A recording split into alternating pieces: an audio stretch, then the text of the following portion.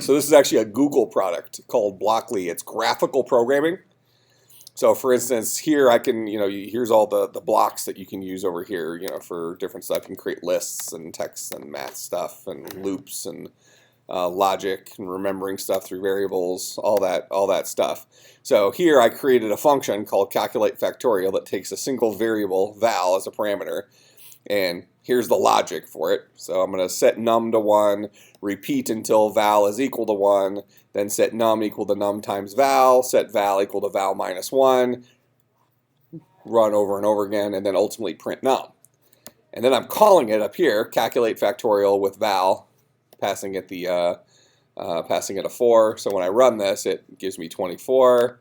If I change this to a 6 and run it, it gives me 720. So, it's graphical programming, really slick. But the thing is, this is just a graphical representation. What it actually does is it outputs to other languages. So for instance, here's the JavaScript version of this. That's that code that I just wrote in JavaScript. So that's when I hit play, that's what's running, because browsers know how to do JavaScript. Here's the Python version of that code. So if I just copy this and go out here to... You still have your server running? Yeah, why not? I'll just do, I think it's called blah.py, oh, whatever. So I'll just paste that code in there. So this is the code that was generated by Blockly. And then I can just run it, python blah.py, and there's my 720. So it exports to other languages. So I thought that was actually a really cool tool, and something that we're definitely using the second half of the semester so far in 200, but I might start using it significantly earlier in that, in 200 moving forward. There's also this language called Dart, which is a Google language that it outputs to, and then XML is how it represents the blocks. So if I highlight all this and then delete it and go to blocks, you see there's nothing. Actually, let me just reload the page. There, now we're empty. So if you want to restore where you were at, just paste your block back in, and now it's all back to where it was. Isn't that pretty slick? Could you do the same thing with a JavaScript, like copy the JavaScript file? I don't think so. Yeah, I don't think it goes backwards that way. So this XML is a data representation language that represents the blocks. Yeah, I don't think it works where you can put JavaScript or Python in and it'll create blocks off of that. But that would be cool. I don't know really why you'd want to do that though. Yeah, it's not editable. Well, I mean, It's still pretty cool. yeah, part of the issue is that why you might want to do that is to give yourself a graphical representation of your code. But the problem is that whoever wrote this, the Google people, they created the thing specifically to maybe call like variables certain names and write things in certain formats. So if you break their format at all, you maybe break their ability to convert it into blocks. But to go from blocks to code is actually pretty slick and kind of shockingly good.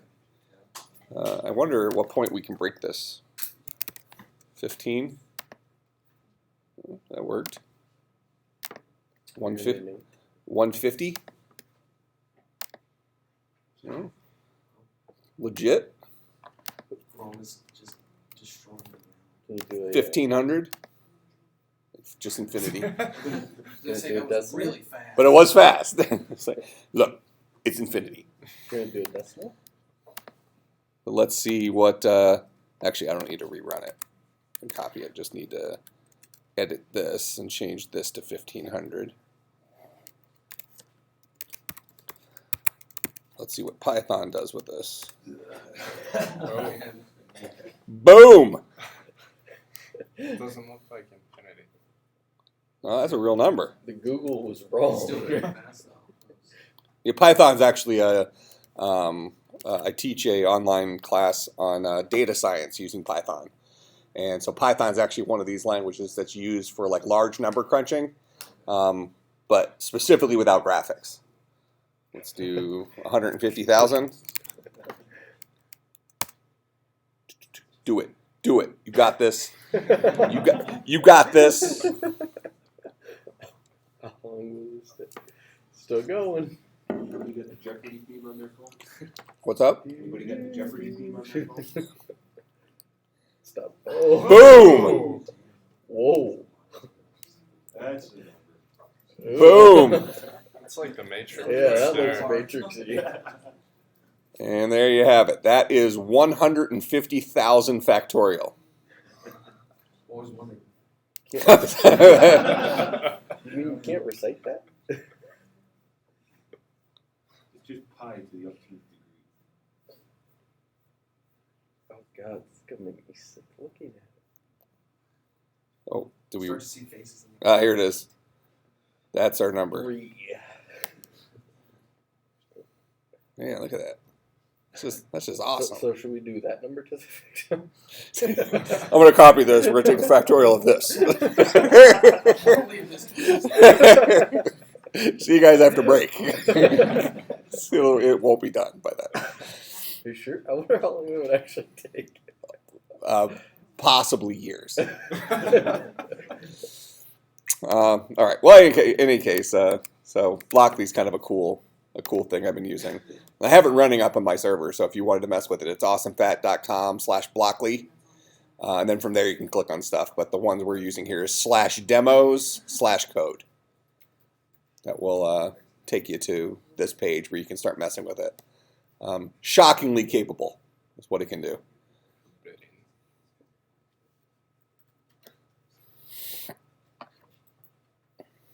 That would actually be a kind of a cool idea for the hackathon. We write the entire project in Blockly.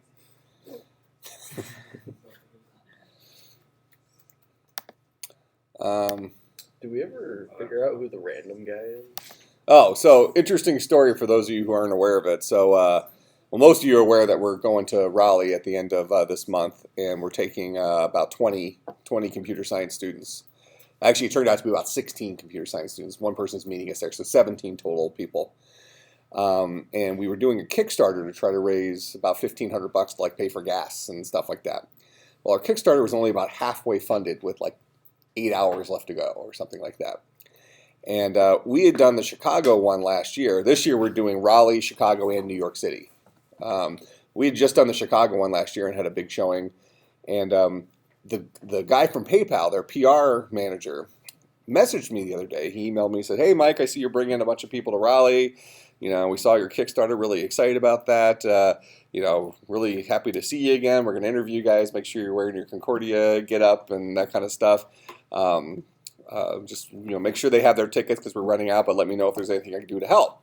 So I replied back and said, "Oh, yeah, we all have our tickets. We're good to go. But unfortunately, it looks like the Kickstarter is not going to fire because Kickstarter is either all or nothing. You know, so people pledge, but unless you reach your goal, nobody gets charged. So you either get your goal and you get the money and everybody gets charged, or you don't and nobody gets charged." Well, so anyways, I told them, yeah, you know, it doesn't look like it's going to fire, but, you know, we're going to scrap together the money one way or another, and we'll get there. And but I said, you know, it's actually not uncommon for hackathons to offer travel reimbursement for stuff, but usually those are student hackathons. This one's a professional hackathon, so this is, you know, not just limited to students. So I said, "Do you guys happen to offer a travel reimbursement to at least help us with gas or something like that?" So he replied back and said, you know, it was several hours later, you know, like, "Well, unfortunately, we don't officially offer travel reimbursements, but what we did do is we filtered your Kickstarter through our PR department, and it looks like you guys just got fully funded with a minute to go." Just some random dude named Randall put the exact amount that we needed. It was like, you know, $758.13 was the what he pledged to bring us to our goal. So I thought that was actually kind of cool that PayPal remembered us from last year, reached back out to us without us having to, you know, they noticed us. So, you know, that's kind of cool that we had such a big representation there. Last year, you know, little computer science department from our Christian school. You know, us Christian, not you Christian, different Christian. Yeah. So, but yeah, that they helped us make it happen. I thought that was really cool. So, kudos to PayPal. So if you don't have a PayPal account, create a PayPal account and give them money. Or use their money. I would recommend you click whenever you send money to people, though. You click the friends and family one. That way they don't take anything. Really? Oh, yeah. Oh, you're not aware of this? No. All right. So when you're on PayPal, you know how when you do like PayPal for eBay or something like that, Yeah. PayPal gets their processing fees, right? That's the same thing as a credit card. They get their cut, they get their piece, and it's a convenience thing and no big deal. But if you use PayPal to send money to people, directly, you can click a box that says this is friends and family instead of paying for merchants, paying for goods, and then they don't take their fees. It's just a direct transaction. They don't charge you anything.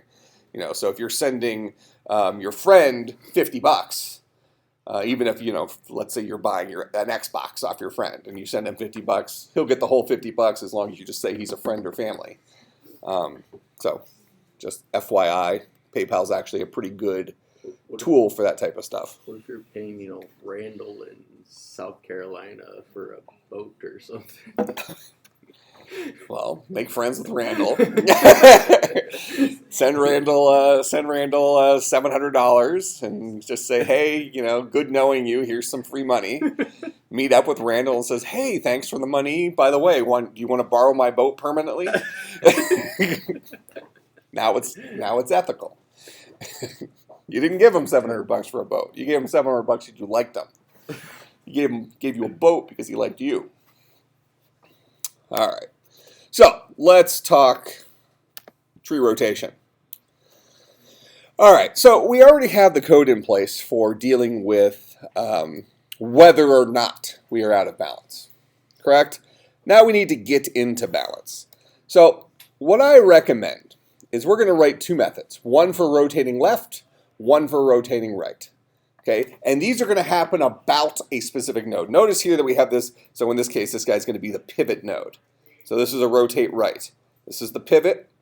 What did he do? He became the new root node, not necessarily the root node of the entire tree. Okay, that's the important aspect here. We're seeing a miniature tree here. Okay, we're seeing a miniature tree. He just becomes the new root node one level above him, one level above his depth. Okay? So A is going to become the new root node. B will rotate down right. This guy will stay off his right. And this guy came over here. So think about this in the context of a larger tree. Okay, so when this guy came up, his right node became the left node of the former parent. That make sense? Okay, so we're going to draw a picture and we want to create those steps. We want to mark down those steps. So this was an example of where drawing pictures is very, very, very, very, very, very, very, very, very, very important. What? Pictures. Maybe you still didn't get it done. Right. Okay, this is also where being somewhat bright is very, right, old Alex? You weren't paying attention? You're bright, aren't you? You're bright, aren't you? You know what? Bright, like smart. Yeah.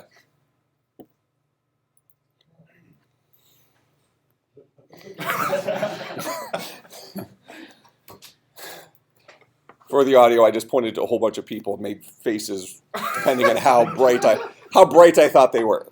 All right, so we're going to do our rotation, but we're going to write individual rotation methods, but we're only rotating a very small portion of the tree. That's what's important about this. Anytime that we're dealing with things that are, I'm still going to use this phrase, recursive-ish. Okay, anytime we're using things that are recursive-ish, we want to think about the smallest type of solution. And then we can use that solution over and over again as we continue to rotate up the tree. Okay, that makes sense? So let's go ahead and draw our picture. We'll create an initial thing like this, but just so it's not constantly moving on us. Okay, so let's go into Keynote here. This is a really cool project we're doing in a networking class. We're writing our own version of BitTorrent. Makes my brain hurt. This does? Not always. Sometimes. All right, so open recent. My program has a limit. If I put over 15,000 random things in it, it takes too long.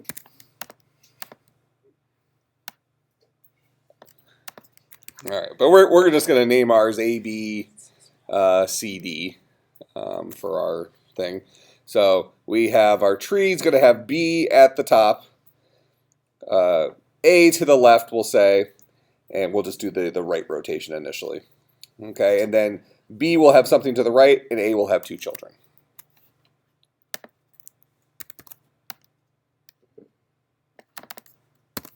That's B.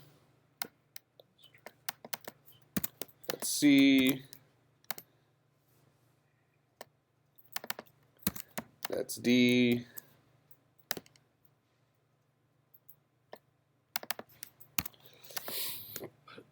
That's E. Okay, so we want to create the algorithm for rotate right. Okay, that's what we're going to do first. Rotate right.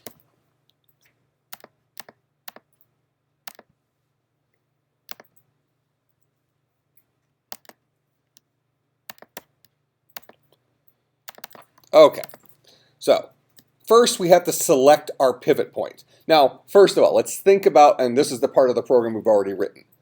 This tree is out of balance, correct? The max depth of the left, actually this tree technically isn't out of balance, but we're going to pretend like it's out of balance, okay? Just for the algorithm. The algorithm still works out. We're going to decide rotating makes sense, okay? So we're going to decide this tree is out of balance. Okay, we talked last time that as long as it's within one, we're going to call that okay. Okay, but if it's more than one, but keep it simple here. Okay, so we've decided this is out of balance. The left-hand side has a larger depth than the right-hand side. Therefore, we know we need to rebalance the right-hand side. Make sense? Okay, so we need to rotate. We need to go all the way down our tree. All the way down our tree until we get to the point where we have a node. Well, basically we need to get to, and this will be part of the algorithm. We need to get to the point where we have nodes that have no children and find its parent. Okay, so one of the problems we're going to need to solve is to be able to mark this guy as the pivot. Okay, so we need to notice that this guy is going to be our pivot. Okay, so when we say our pivot, we are rotating our pivot to the right. So this guy is going to come from here to here, and everything else in our tree travels along with it. Make sense? Okay, so we're going to somehow find our pivot. So let's do that as step one. Find pivot. Ooh, nice. It's interesting why it gave me a 2 and a 3 rather than just a 2. But seriously. Okay, so when we rotate this up, what happens? Where does this A go? Okay, the A takes the place of his parent. What happens to the B? So actually, let me. I'm gonna duplicate this tree just for our viewing pleasure.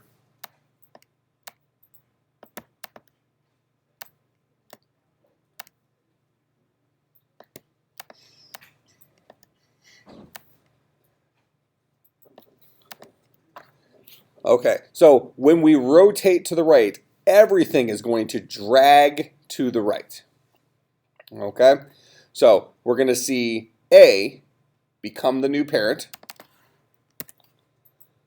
We're going to see B become the right child of A. We're going to see E, let's see. I know I'm kind of doing this in a somewhat stupid way.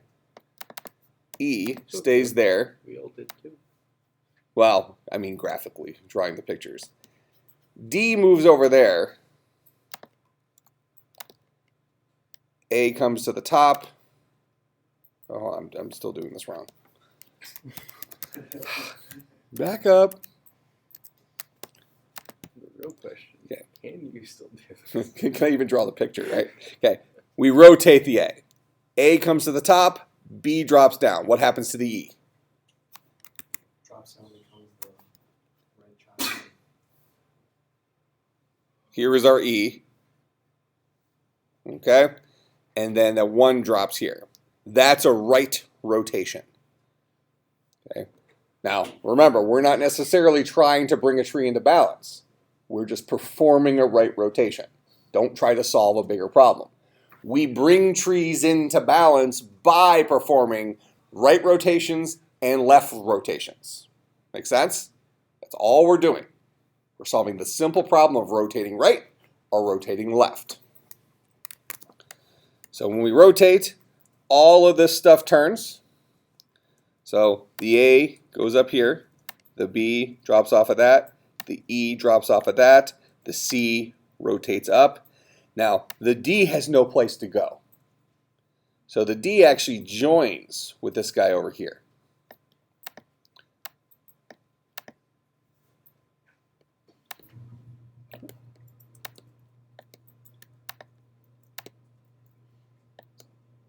So that's kind of our new tree, and our pivot follows it up, if you will. Okay? So what steps had to occur for that to happen? We found the pivot. We know that A needs to move up here. Okay? We know that A is going to become the position of his new parent. But let's just give you a little bit of a sneak peek. Somebody lives up here, potentially, if we're not at the top of the tree. This guy may have a parent, correct? So here's his parent here. In order for A to move into this position, what has to happen? This guy needs to set A as the same child as B currently is, which then leaves B in limbo. All right, so let me... Huh? In your list, it goes 1, 3 now. That's weird. Yeah, it's a special feature. Special feature.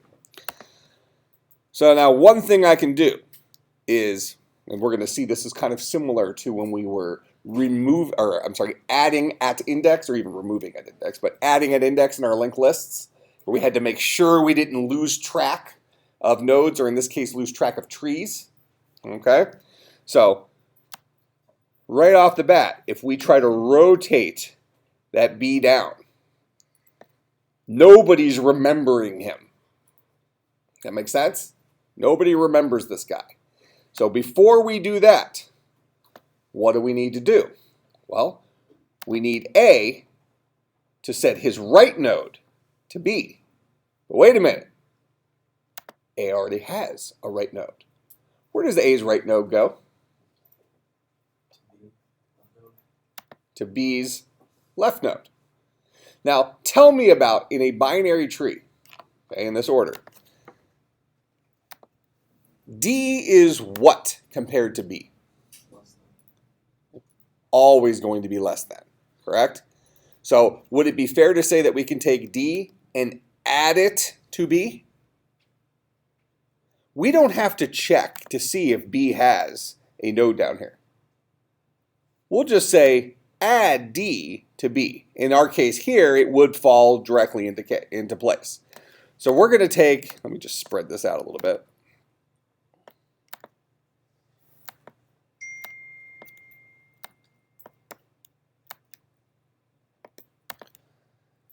So once we identify A as our pivot point, the very first thing we need to do is we need to check, does A have a right node?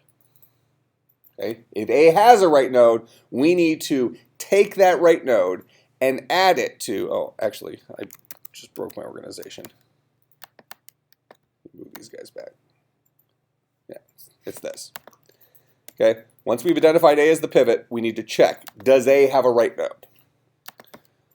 We're going to get our 2 back. There we go. See, magic? It's a PhD thing. All right, so does pivot have a right node? Okay, so does pivot have a right node? In this case, it does. So what do we do with that right node? If yes, add the right node to pivot's parent.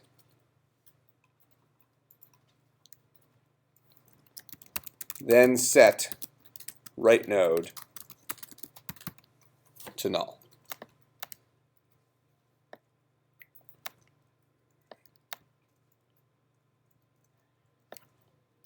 Make sense? Wait a second. If you just add it to that, won't it just say B already has left node, which is A, and then A will try to add it to it? Ah, it will. Okay, so now we have an issue. What's the issue? When we add D to B, he's going to overwrite. He's basically going to put it right back where it's at. Correct? So instead, what do we need to do? We need to preserve this guy. We need to hold this guy somewhere because we're going to need him in a minute after we do the right rotation. Make sense? So if yes, before we add the right node, we're going to preserve the right node to pivot's parent. Well, let's just say preserve the right node for right now. And set right node to null. So we'll go ahead and drag this guy over here, preserving him in a variable somewhere. Okay, now we're okay here. Okay, now what comes next? Next, we do our rotation. Now we're going to set B, that is A's parent, pivot's parent, to our pivot's right node. Correct? Do we know for a fact that B should come to the right of A? A is only to the left of B because A is less than or equal to B. Correct? It's a true statement? All right. We know that B is going to end up on the right side of A because it's greater than A.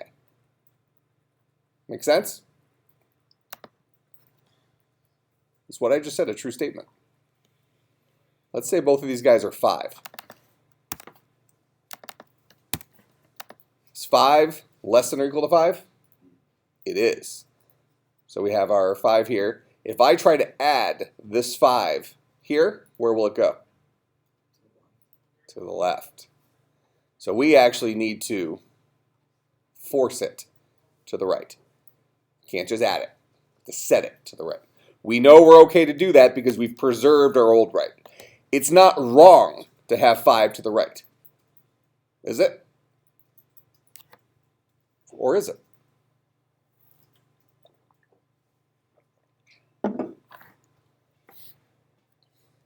Is this a legal tree as we have it written right now? 5 with 5 to its left? Yes. That's legal. Is it a legal tree to have 5 like that?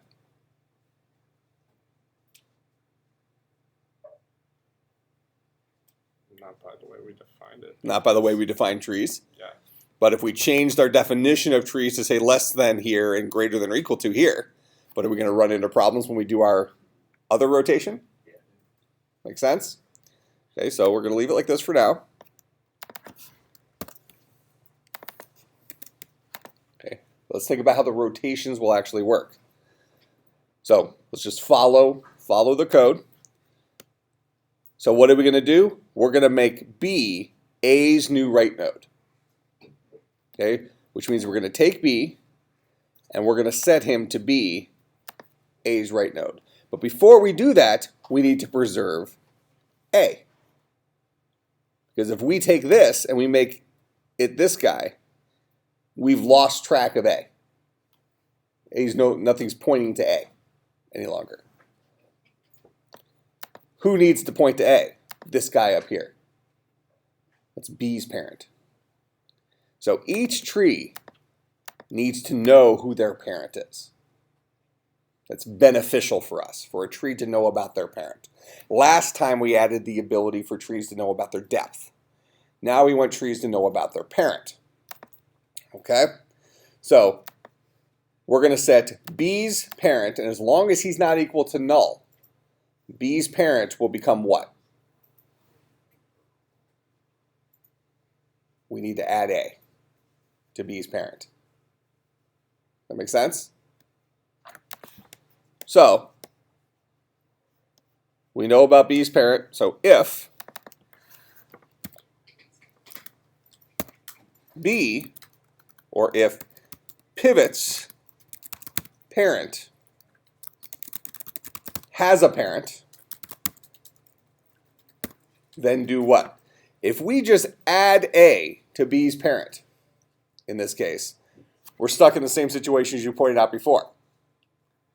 That is, we're going to overwrite, well, we're going to lose B.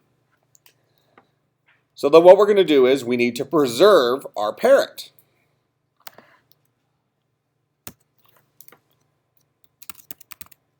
Preserve pivot's parent. So I'm going to make a copy of B over here. This is a pointer. They both point to the same place. So I've preserved D and I preserved B. Two separate things over here. Okay?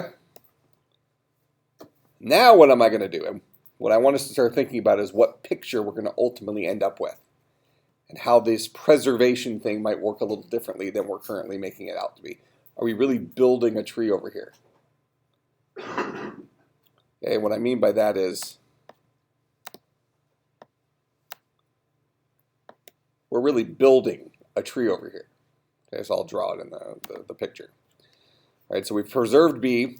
Now we're going to take B's parent. So if the pivot's parent has a parent, that is, it's not the root node of the tree, of the whole tree. Okay, if it has a parent, then we're going to add pivot to that parent. Okay? But before we do that,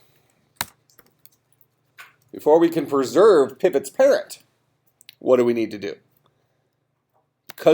After we preserve pivot's parent, now we need to remove this guy from this guy.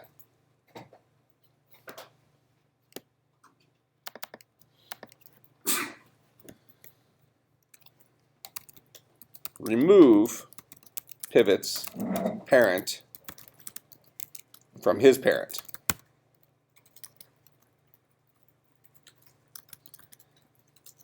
Oh, actually, hold on. I want to make sure these guys then add pivot to that parent. Okay. Removes parent.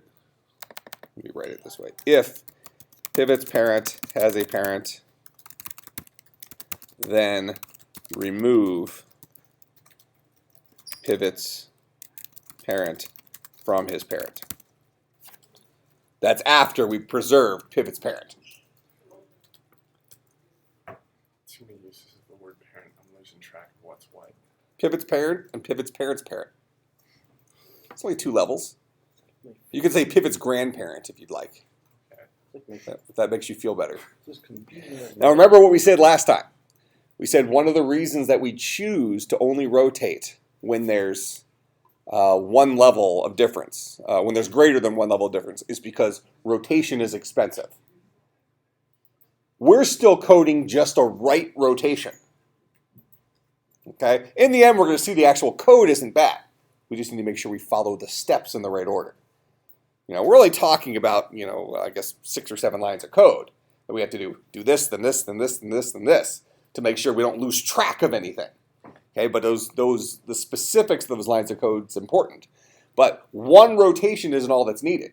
We rotate right, then rotate left, then rotate right, then rotate left, in order to get it to its final destination. Make sense? All right, so if pivot's parent has a parent, or we could say if pivot has a grandparent, that would be acceptable as well, then removes pivot's parent from his parent. All right, so we preserve the B up here, so now I can do that. I removed it. All right. That's the whole PhD thing again. Okay, so now our tree looks like this. Now what do? We need to put A into pivot's parent. Essentially replace where B used to be. Make sense? Wait, is E still B's right child? Correct. Yeah, correct. Thank you. That's our building tree over here. It's our picture. So this is what we look like right now, although D was kind of floating out over here. So we just preserved B, which happens to have this guy hanging off of him. That's how the pointer was set up, right? B had a right tree, which happened to be E. We didn't do anything with E. He just kind of came with B when we preserved B, before we set B's parent. Before we set B's parent tree's child to null. So let's say before we set pivot's grandparent's child,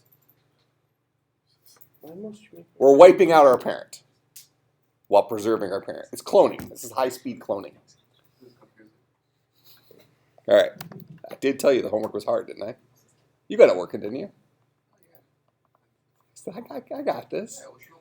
All right. So, remember way back when I told you drawing pictures is helpful? Really helpful in this one. Okay. So, in any case, here's B. We still have D kind of floating out here. We'll decide what to do with D in a little bit.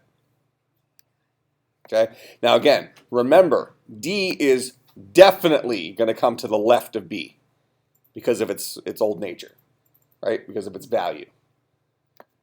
So if pivot's parent has a parent, then remove pivot's parent from his parent.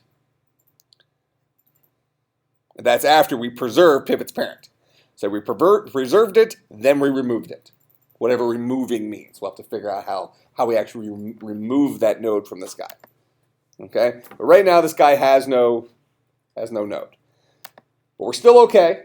Somebody points to this guy. This might be our tree's root node. It might be the things above there. So we can still get to this guy somehow from a higher point in our tree. We can still get to this guy because we have a pointer to it called pivot. And we can still get to the guy that's going to go over here because we have a pointer over here that we preserved. So this tree's ultimately going to go over here. I just have it kind of over on the side visually right now. Where So do we have something pointing to pivot? Right here, pivot. Yep. That's a variable. Okay. I named a variable pivot. Pres, piv, pair. That's this guy up here. So two variables, and then this guy is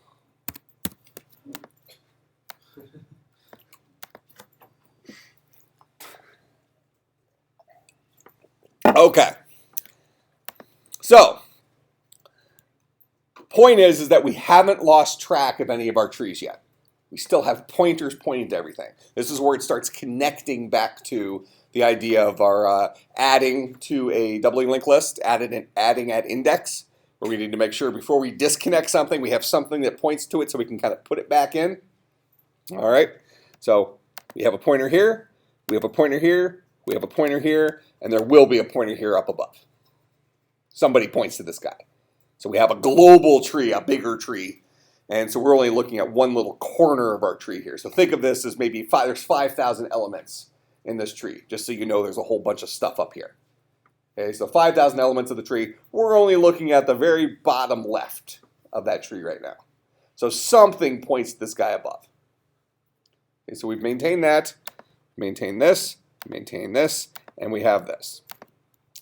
Now we know that D can be added to B to produce that tree, correct? But that's only if this guy has a value. So remember earlier, we asked, does pivot have a right node? We asked that question, and I realized that these things are overwriting, but that's what this says. Number 2 says, does pivot have a right node? If yes, preserve the right node and set the right node to null. Otherwise, this variable here would just be set to null. So as long as this guy's not null, we can go ahead and add it. Okay, so here, if D to F is not null, add it to pres piv par. That's a preserve pivot parent. That's what that stands for. Okay, so in this case, it is not null. So we were going to add it to B which means it'll drop here or potentially farther down if B had a left node. Make sense? That's why we're actually calling add. So we're just adding the single node to this guy. Make sense?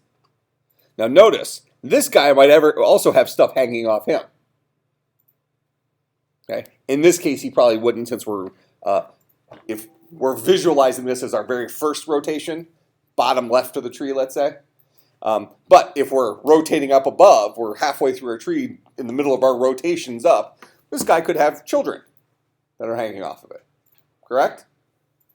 All right, so we're going to, we're not setting any children or anything to null. We're adding this tree and anything that's under this tree to B, which will make that tree flow to the left, and everything that comes with it.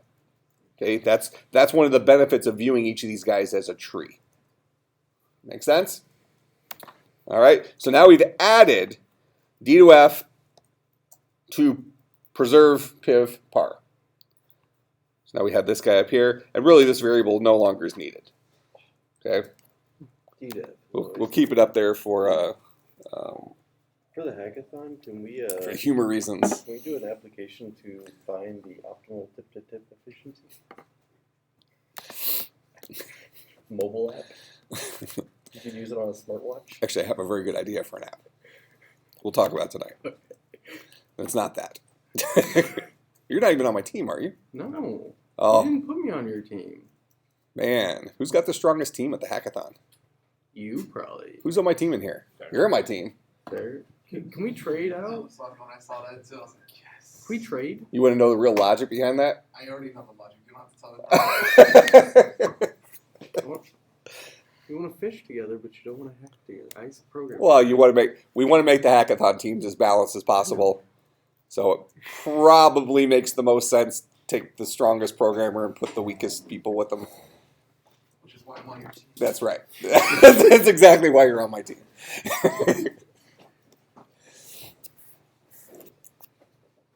But you know, actually, Jake, whose team are you on? You're on Jake's?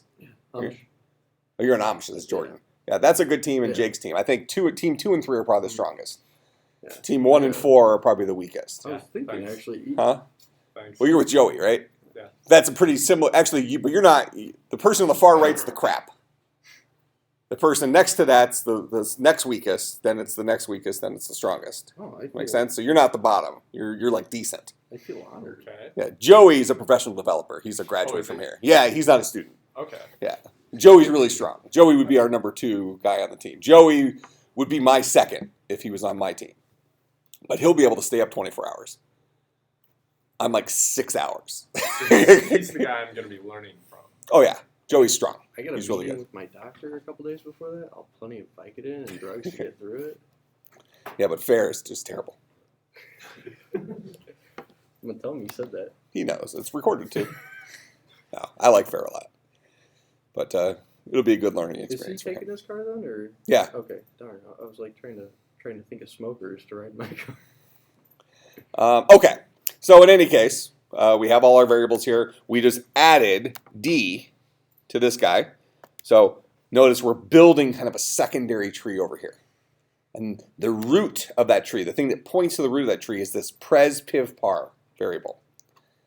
All right. Now, so if pivot's parent has a parent, then remove pivot's parent from its parent. Then, if D2F is not null, add it to pres piv par, this guy. So we just did that. Then, if pivot's parent has a parent, which we'll already know, pivot no longer has a parent actually, right? We've disconnected that. Remove pivot's parent from his parent. I need to actually amend this a little bit. Remove pivot's parent from his parent and disconnect pivot from pivot's parent. So that's where B is no longer connected to A. That's important that we do that before we add the D2F to it. The same reason as you pointed out earlier. Okay? If we're using the add method, we need to make sure we remove the portions of our tree that are no longer important in this organization. All right, so now we have the tree whose root node is pivot floating out here. The tree whose root node up here has a pointer up above. My question is, how are we going to get to that? Well, a couple different ways. We can either traverse the tree down, or we could create another variable, which maybe makes the most sense in our case here. So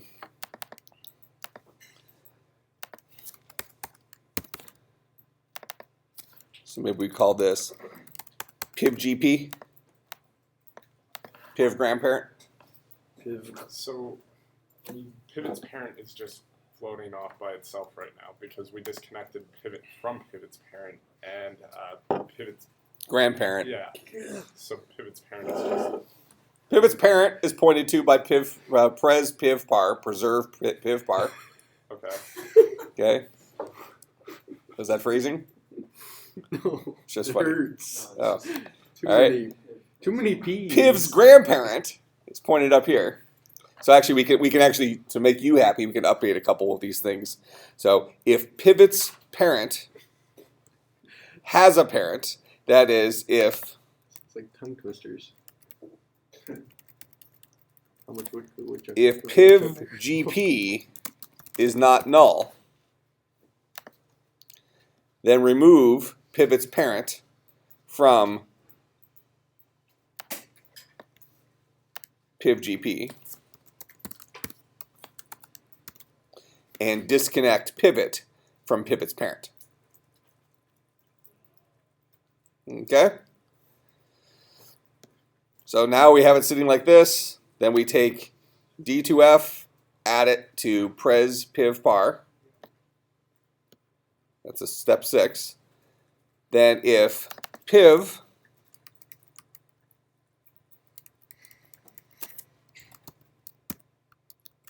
GP is not null, then add pivot to that parent.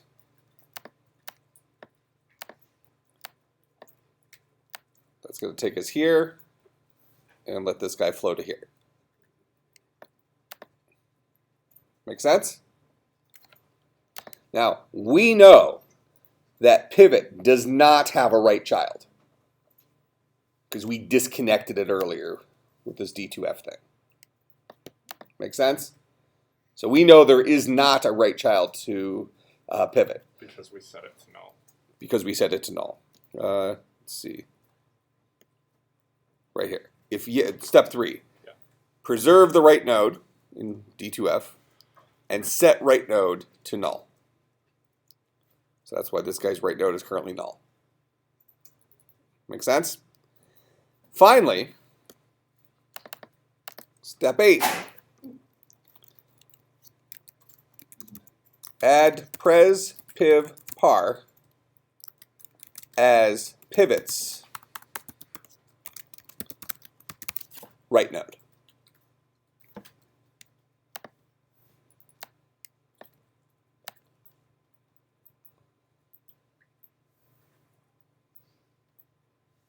Just elevate the stuff just so it all fits.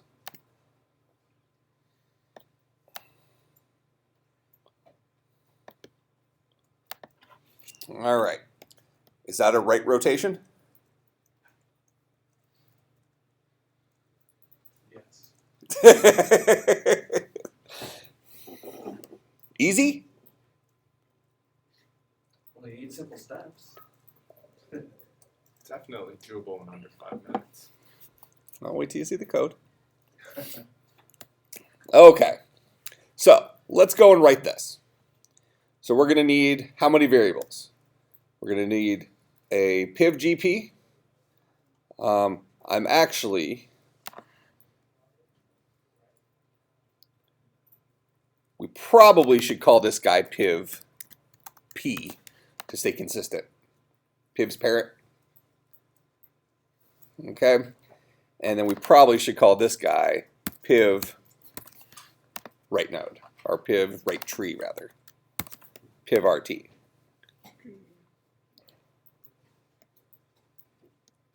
Too many P's right Okay, so if we're going to go through and update this a little bit, if pivot has a right node, if yes, preserve the right node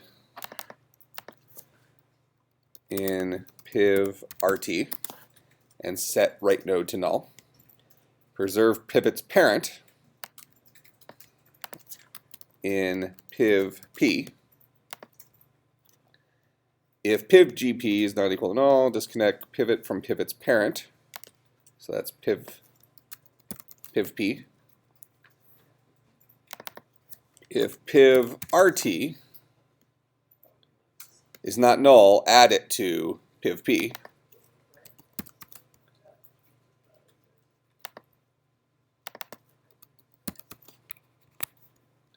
If piv GP is not null, then add pivot to that.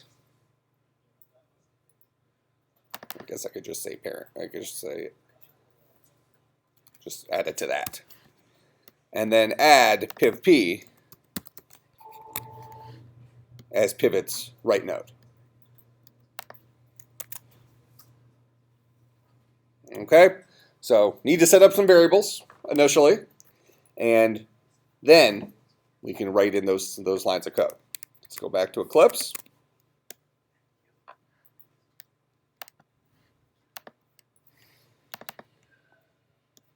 Whoa, that was unexpected. 300 binary tree.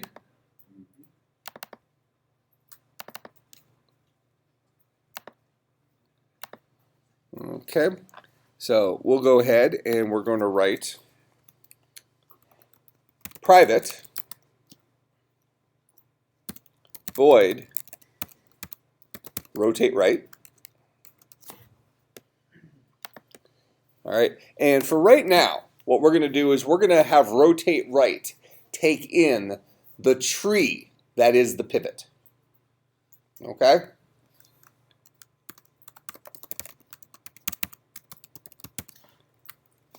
Just so we can conceptualize the rotate right method here, and we'll find the pivot somehow wherever we call this guy from. Okay? So we'll kind of fill in the blank, but at least we now know who pivot is. Pivot is whoever was passed into this. Okay, so rotate right.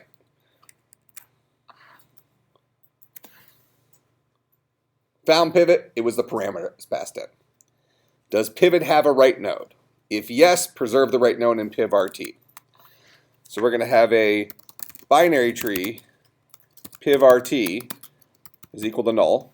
We'll have another binary tree, piv P is equal to null. I'm just kind of creating our variables. Another binary tree, piv GP is equal to null. So those are our variables that we're going to be working with here, right? Wait, is piv P just piv? Piv parent. Don't you want to create a parent variable like for in the tree, like left tree, right tree, parent tree? We do. Okay. We do. Yep. So as we start using this, I like to have the code kind of grow organically. So when we need the parent, we're going to have to go and write the way for our trees to know about who their parent is. But you're right. Okay. So does the pivot have a right node? If pivot dot get, we don't have the ability to get a right node, but we're lucky here, dot right tree. We're allowed to call right tree in here because we are inside of binary tree. And even though right tree is a private variable, since we're inside of binary tree, we have access to it. Okay, we don't have to have a method. So if pivot.rightTree is not equal to null, that is, if pivot has a right tree, then we're going to say piv rt is equal to pivot.rightTree, then pivot.rightTree is equal to null. Preserve it, then set pivot's right tree to null. Make sense? Next. Preserve pivot's parent in pivot P. Now we got to find out about parents here. All right, so we got to go back in to binary tree, which we're already in, and we're going to teach binary tree to know about his parent. Okay? Now, right here, inside of our constructor for binary tree, when we first build a binary tree, this is what we did last time. What does this guy right here do? Just as a reminder. Sets the initial value for the other constructor. Okay, this calls an alternative constructor. So this is the syntax for calling another one of our local constructors. Super, if we said super something, that would be the way of calling our parents constructor. Okay, but in this case, we're calling our own constructor. Now, what's really important, I don't remember if I said it last time, is if you're going to do this, if you're going to call upon another one of your constructors, that line has to be first. It has to be the first thing that shows up inside of your constructor. So we can't do something else here. We can't say this dot parent is equal to null and then do this. Must be the first statement in the constructor. Okay? We can do this though. We can call it and then do some extra crap after that if we want. But whatever you do, if you're going to call another constructor from within a constructor, it has to be the very first thing you do. So kind of a Java caveat, Java fact. All right, so when we build a binary tree, the initial binary tree we create, the guy who has a root node, his parent would definitely be null, correct? We first build a binary tree, the top level is going to have a parent that's null. So we can go ahead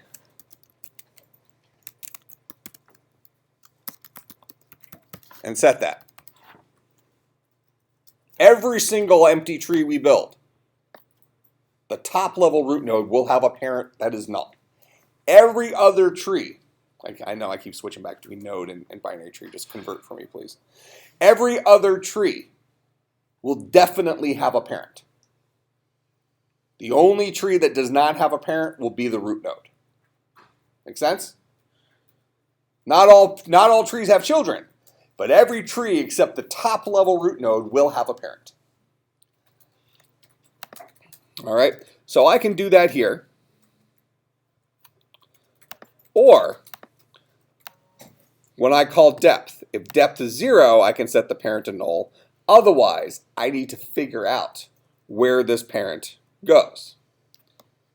Okay, where this guy goes.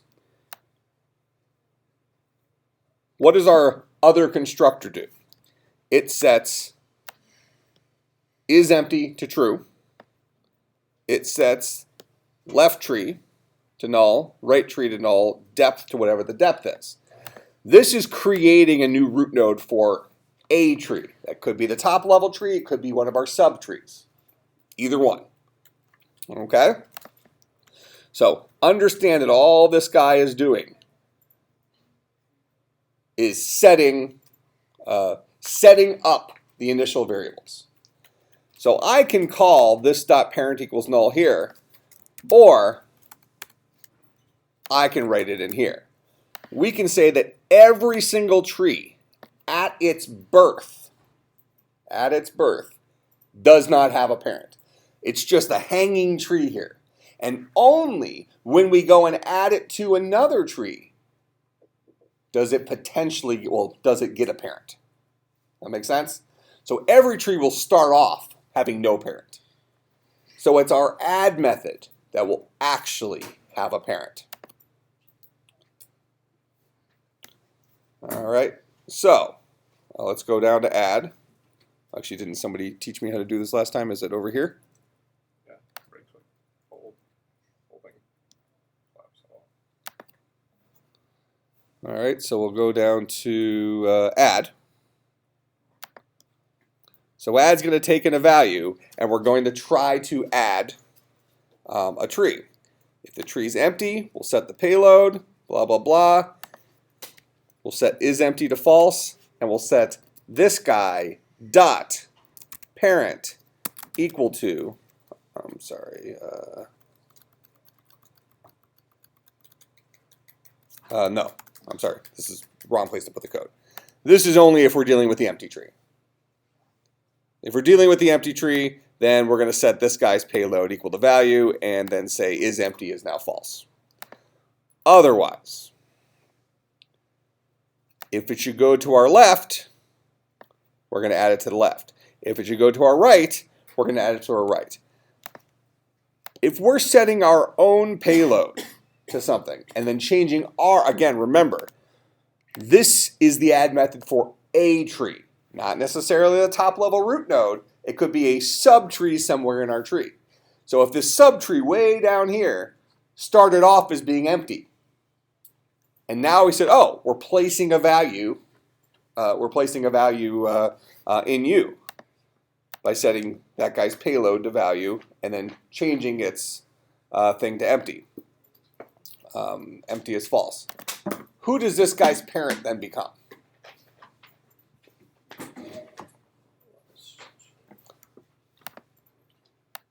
Under what circumstance would that if statement happen?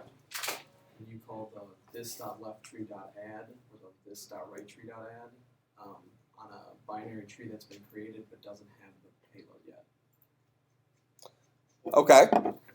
So that's this guy here, right? Yeah. If we don't have a left tree, create a left tree. And the left tree is going to have a depth 1 greater than ours. Let's see, here's the constructor for it. It's going to have a depth 1 greater than ours, and all of its stuff starts off as nothing. Okay? The left tree just exists right now. But now we need to add something to that left tree. And we need to add something to that left tree. And when we add something to that left tree right here, we are talking to our left tree. Who is our left tree's parent? This. This is our left tree's parent. So what I need to do is I need to create a version of add. Another polymorphism exercise. So remember, out here in driver, we're calling add pretty often. And we don't want the end user to be dealing with having to pass in who's parent. Okay? So we're going to have a public-facing version of add that just takes in a node. Okay. This is going to be a spill-through from the root node. Whenever the public adds something to our tree, we drop it at the top and then let it spill down through our tree wherever it's going to end up. That make sense? So over here in binary tree, we're going to have two versions of add. We're going to have one that takes in a binary tree parent, and we're going to have another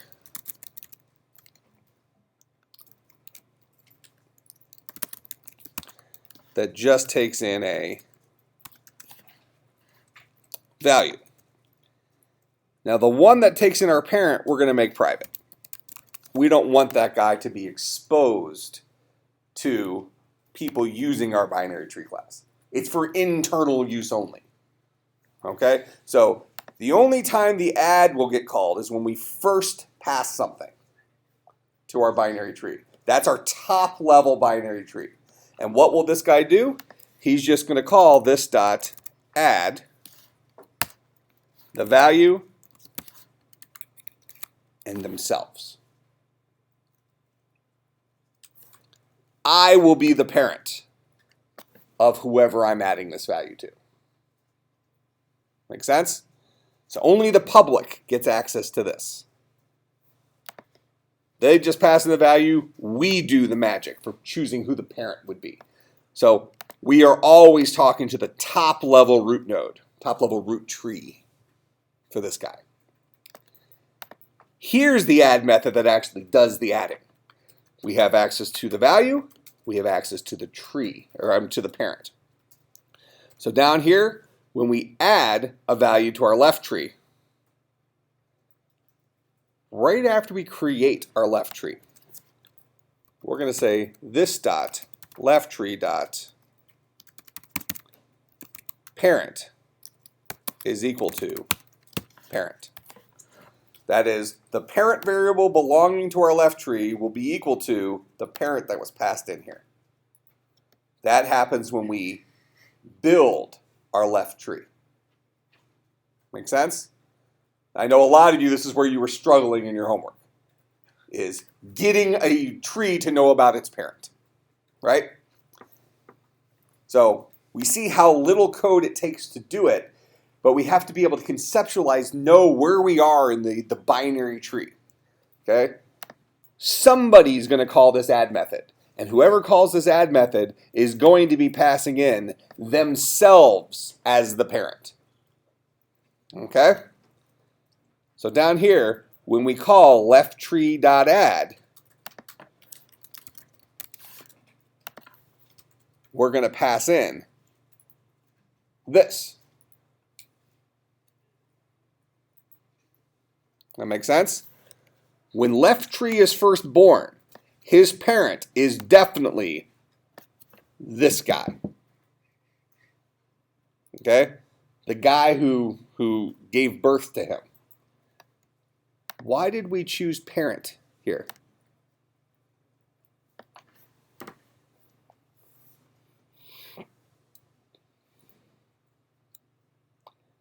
The question I'm asking is, do we need to pass the parent around? Or is parent really a synonym for this? When I create my left tree, and then I tell my left tree, I am your parent. Luke, I am your father. Okay? When I create the left tree, and then I tell the left tree that I am your parent, and then I add something to my left tree, do I need to let my left tree know that I was its parent? Or did I let it know right here?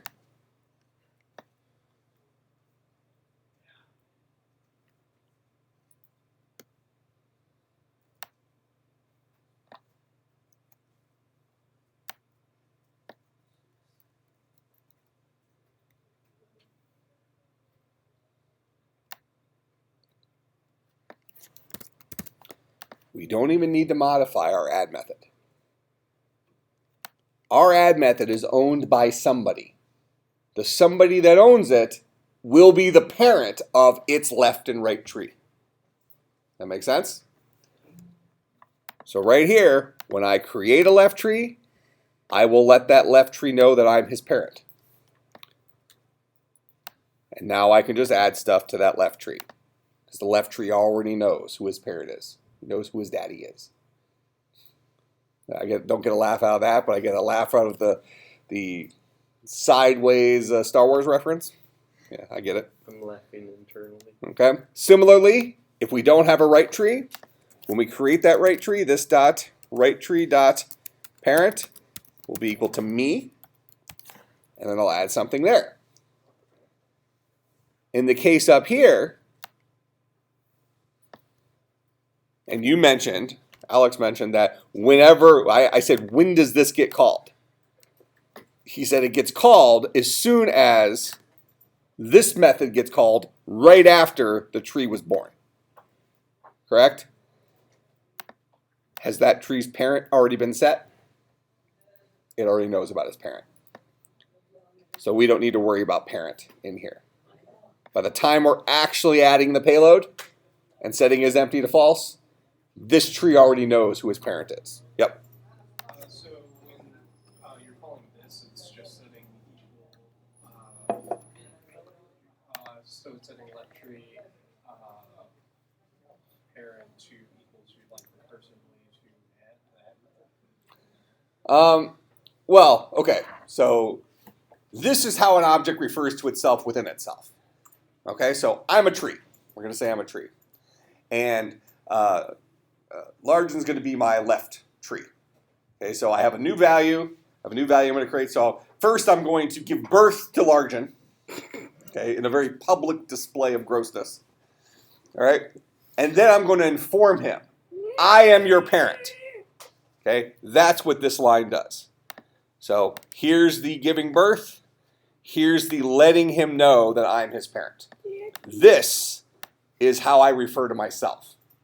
So I'm giving him a pointer back to me, handing him a cell phone so he can reach me whenever he needs to. That make sense? He did. Okay, so. He did. Yay! Yeah. All right. So that's what we do for left trees. That's what we do for right trees. Now every single tree will know about its parent. Make sense? Okay? Just a couple lines of code. Every tree knows about its parent. And that's leveraging, remember way back when I first introduced the this keyword? I said that's really, really, really, really, really, really important. I maybe used a couple extra reallys. So, back down to add. I'm sorry, not to add, to rotate. Not to is balance. Where's my rotate? Rotate right. Why'd you put it up there? I just did. We'll sort it later. Change things up. All right, so what does this guy say to do? Does the pivot have a right node? We preserve that, right? There, he did that. If pivot has a right tree, preserve it and pivot RT, then set the right tree to null. Then what? Preserve pivot's parent in piv p. Piv p is equal to pivot dot parent.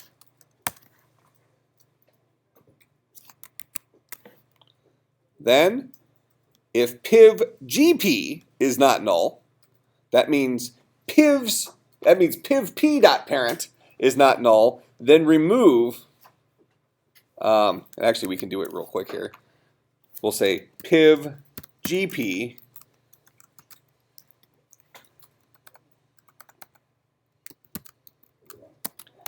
is equal to, we'll do our inline if statement here just for coolness, and I realize we're out of time. Let me just write this one line, and then we'll pick up from here. Piv gp will be piv p equal null, question mark, null, piv p dot parent. So that's our, so if our parent, and let me actually put that in parentheses so it looks a little cleaner. If our parent is equal to null, then he certainly does not have a grandparent. So set that to null, return null. Otherwise, set piv gp equal to piv p's parent. All right, so we have gone up to piv gp, which takes us up to step 5.